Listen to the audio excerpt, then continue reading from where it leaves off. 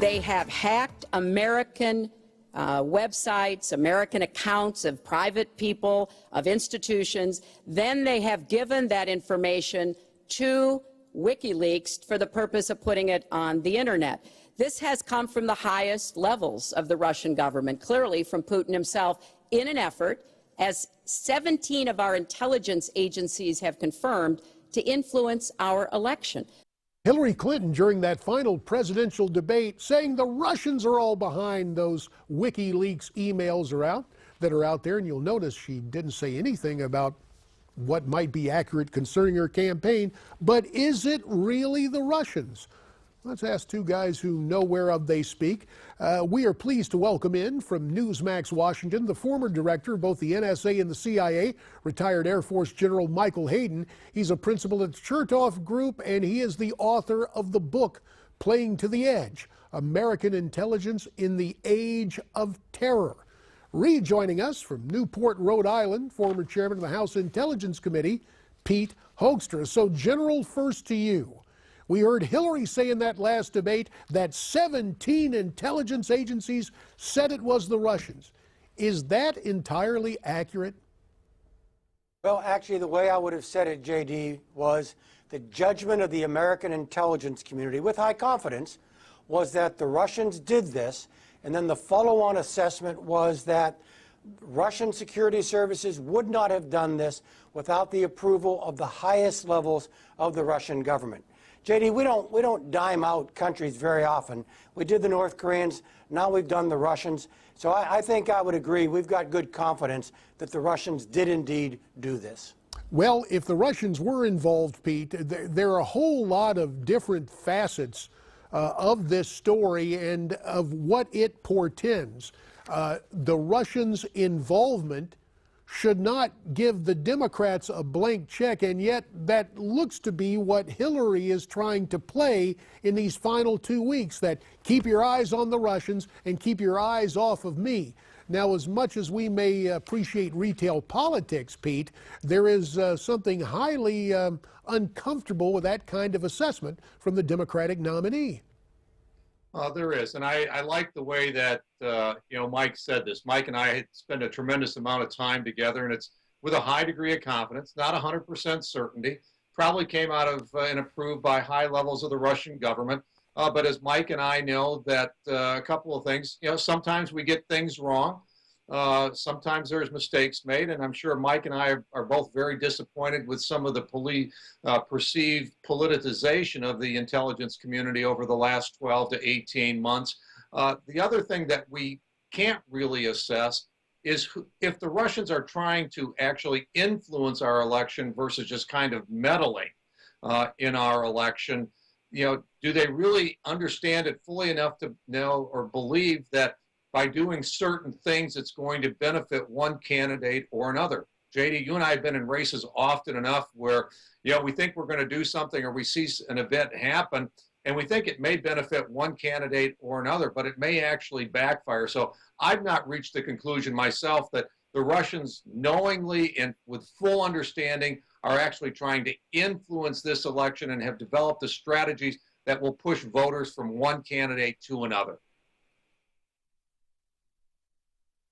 Mike, there's something else going on that may not fit entirely under the jurisdiction of intelligence, but it is indicative of what is happening globally.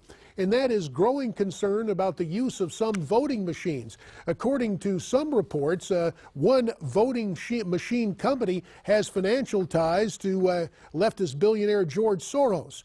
The chairman of a UK-based company providing voting machines for 16 of our states, including battleground areas like Florida and Arizona, is also on the board of George Soros' Open Society Foundation, and he has ties to the Clintons through work at 2 consulting firms. Now, connections like that, you can't prove that in court, but should Americans be concerned about that type of manipulation of our election? Well, J.D., first of all, let me agree with Congressman Hoekstra on 2 very important points. Number one, I don't think the Russians are trying to pick a winner here. I think even they recognize what they're doing creates unpredictable results. I think they're just trying to mess with our heads. And I also agree these are severable issues. The source of the information, which again I condemn, but also the content of the emails, which raises legitimate political questions in our system. Now to your specific question, JD, I'm not quite panicked about this, and in fact I remain hopeful. And here I'm relying on what I'll call the biodiversity of the American electoral process. We've got many districts, many states, many systems. And so the ability to create a catastrophic failure, I think, is really quite low.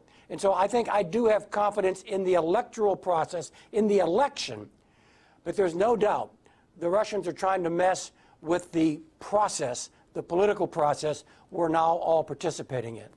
Yeah, JD, I had the opportunity to frequently be briefed by Mike on our capabilities in cyber and in the electronic world and those types of things. You know, a country, a nation state, and maybe even a company potentially has the ability to come into our networks and manipulate votes. Now, I'm hoping and expecting that our states have put in the proper protocols and the testing and all of those types of things. But, you know, when you hear about some of the things that have gone on in cyberspace, the capabilities are there for people to manipulate votes if they're really, really good and if they've been working on this for a really long time. Well, it is something we are definitely going to have to keep in mind, and this brings us back to WikiLeaks and the latest release, because it really highlights again just what President Obama in fact knew about Hillary Clinton's private email server and when he knew it. The latest email chain between Clinton spokesman Josh Sherwin and campaign aides, he writes in the emails, looks like POTUS just said he found out HRC was using her personal email when he saw it on the news. Then Cheryl Mills, Clinton's former chief of staff of the State Department, responds, quote, "We need to clean this up. He has emails from her. They do not say state.gov. Now, I got to tell you, on the surface, Mike, it looks like Cheryl Mills is saying, oh, the president went out for public consumption and said he just heard about it on the news, but he's in possession of her private emails. What's your take on that, Mike? Well, as I pointed out, JD, I very much oppose what WikiLeaks has done and what the Russians have certainly done or are trying to do, but that's separate, a severable issue from the content of the emails, which raises very serious questions. And JD, we've had a bit of this conversation before. I would lose respect for a whole bunch of intelligence services around the world if they hadn't penetrated that server that Secretary Clinton was using. And Congressman Hoekstra just suggested how powerful some of these cyber services are globally. Well, let me turn to Pete then, because as I'm sitting here looking at this, and we also know that President Obama communicated with Hillary using a pseudonym. Now, I don't know that what's required by these intelligence agencies, Pete, but as we just heard from Mike, if these intelligence agencies are diligent and resourceful email to get into Hillary's private email account, is there a back door for them directly to get into the emails of the President of the United States? Is that what we're looking at, Pete? About a minute. Okay, I mean, Mike actually probably has a better idea on exactly the technical capabilities, but if the president was using a network that went beyond a government-approved network, typically the further you move away from what our intelligence community and what our capabilities are in government, my guess is foreign intelligence services see opportunity each and every day, because we're moving from one secure system. And the further we get away from that secure system, I think the more vulnerable we become. Let me turn to Mike then in the remaining 15 seconds. What about it, General? Any likelihood the president could have been hacked into? Look, very, very straightforward, JD. What you just described means that those emails were transiting the internet, not a government intranet. And if it's transiting the internet for intelligence services, JD, game on.